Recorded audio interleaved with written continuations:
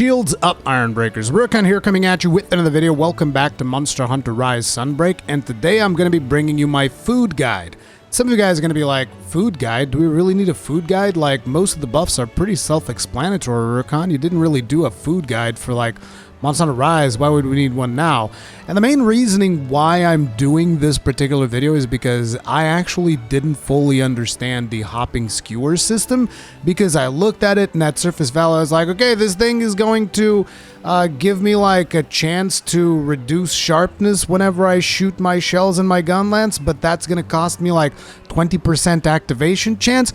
100% not worth it, never going to use it, never going to touch it.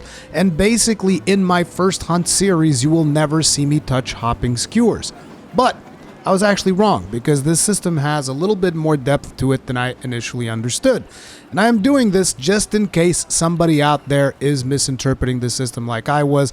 I feel like a majority of you will probably have figured this stuff out already. But, you know, for the few of you that are like me and you didn't really read things properly, then maybe you'll get some benefit out of it. Who knows? So let's go ahead and talk about the food system here in Elgato. So obviously you come to the canteen, and for those of you who are new players, let me make one thing perfectly clear. You should always eat before a hunt, because it increases your stamina and increases your health. It's like, this is one of the things that is kind of like a key aspect of Monster Hunter in general. You always eat before you hunt. That's just the way that these things go, right? So you come in here, eat a meal. My recommendation is always pay with money. Don't really pay with points, because I feel like points are a little bit more sparse when it comes to Elgato, unless you're running low on money. But as you can see, I got like 7 million Zenny, and I don't think that Zenny is as much of a problem this time around as it was in Rise. But anyways, you go to Order Bunny Dongo. There's also Order the Usual. I'll talk more about that in a bit. But first we're going to go Order Bunny Dongo. You pick whatever buffs you want. Bob's your uncle. Boom, done, right? That's the way that it used to be back in Monster Hunter Rise. You just come in here and, like, for instance, in my case, I'd go Dongo Bombardier, and then maybe Dongo Booster or something else. Like if I'm playing wide, I might go Dongo Slugger, which makes it easy to stun monsters. You can see what each of the buff does when you look at the bottom section. There's a clear explanation there. You know, Dizzy Bloom, Dango Slugger makes it easier to stun monsters. Polisher speeds up weapon sharpening and upgrades your large barrel bombs to mega barrel bombs. Like, fairly easy. You read through the buffs, you choose the buffs that you want, and then they do a skewer for you. And it's like, okay, here's your buff activation chance. So Bombardier's 50%, Slugger's 50%, Dango Defender's 85%. Then you can pop the Dongo ticket by pressing triangle, and it increases all of these percentages by a lot. Now, in case you guys don't know how to get Dongo tickets, by the way, because, you know, since I'm doing a food guide, might as well reiterate this point, because I feel like a lot of people still don't know, because people are like, oh, how do you have so many Dongo tickets every now and then? It's very easy, guys. The way that you get Dongo tickets is you come over here to this guy, Nagi, and you go to the Argosy, exchange for items, trade goods. You buy a whole bunch of raw meat. Like, you want to get like 99, because you can do 99 at a time. And I realize that I already mentioned this in one of my guides, but just in case people skipped that and came to this one, you can come over here. You buy 99 meat for points. That's why you want to save those points, like for buying meat and stuff like that. And then you come over here and you go like, all right, Motley Mix. You roast the meat, 99, pay with money. They're going to do a meal for you. And after they do the meal, the chef is going to show up and he will give you Dongo tickets. Interestingly enough, the chef is not here for some reason today. Oh, there he is. He's over here. He's at the corner. So you talk to the cook, not the chef, the cook, whatever. And he's like, oh, thank you for the meat, you know, the orders, whatnot. And boom, 45 Dongo tickets. So this is how you get Dongo tickets. You can get as many Dongo tickets as you want so that you maximize your chances of getting the buffs. But anyways, let's get to the actual meat of the thing that I didn't understand. So it's fairly basic to get what each of these buffs does. Now, one of the things that you'll notice, if you look to the left side where it shows you the actual Dongo skewer, it says level 2. And if you read the buff, it also says level 2.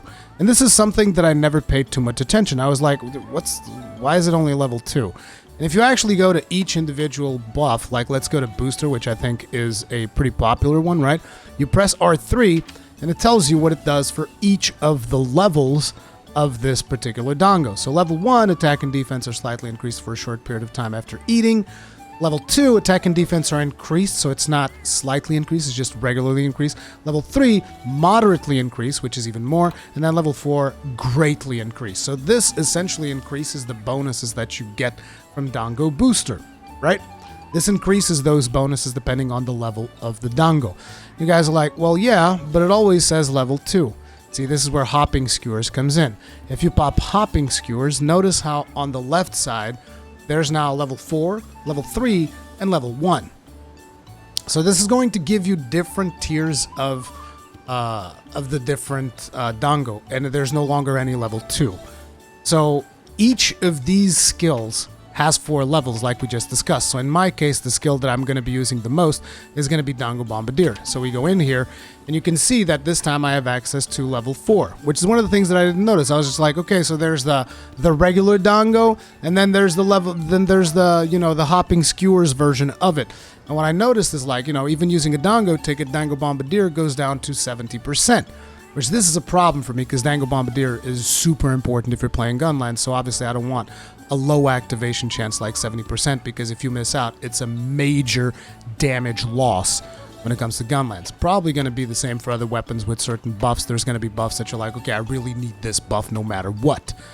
But the interesting thing here is that it depends on where you place it. So let's say, for instance, if I place Dango Bombardier, right, with hopping skewers right at the start, it's going to be 70%. But what if instead of putting it at the start, I'll put like Dango Booster at the start, for instance, and I put Bombardier on the middle one, which is only level 3. It's like, oh, that's an 80% chance.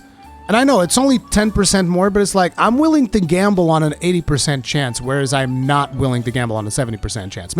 Maybe I'm weird like that. Doesn't matter. But the important part is if we go to Bombardier, which is the one that's most important to me, is that, you know, in here, you'll notice that we have the level 1 slightly increases damage. Level 2 just increases damage. Level 3, it increases damage further. And then level 4 is the one that just adds the chance of reducing sharpness loss, which I don't care. I mean, I know that sharpness management is a problem, but I always slot in for sharpness management, so I don't need that. I don't need the sharpness management for my Gunlands, but I would like to have maximum shelling damage.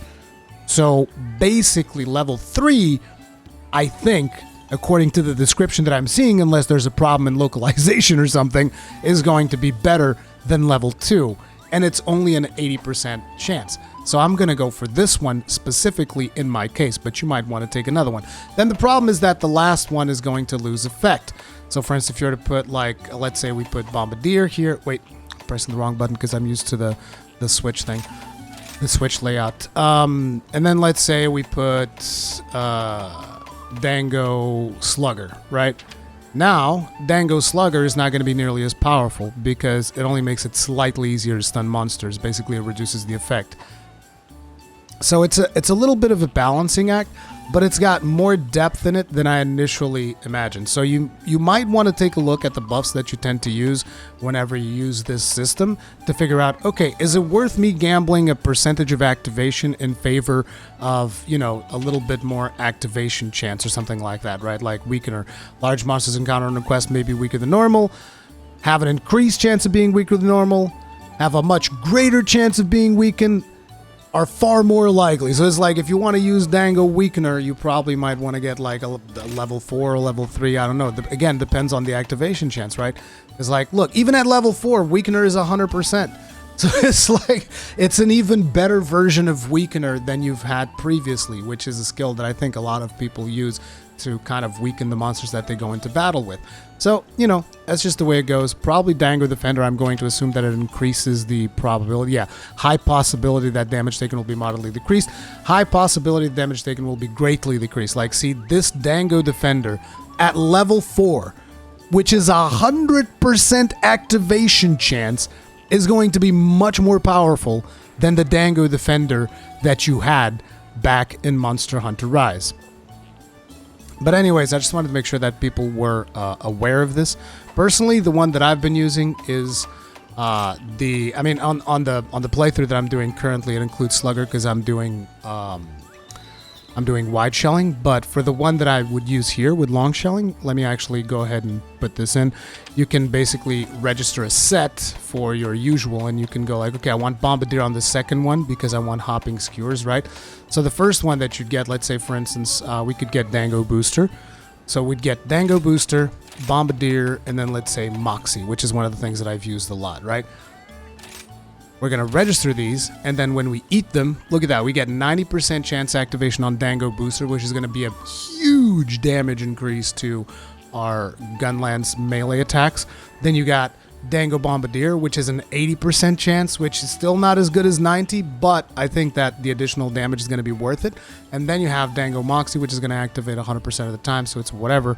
Actually, I don't know what even is the downside of, like, Dango Moxie level 1. See, these are the things that you now start asking yourself.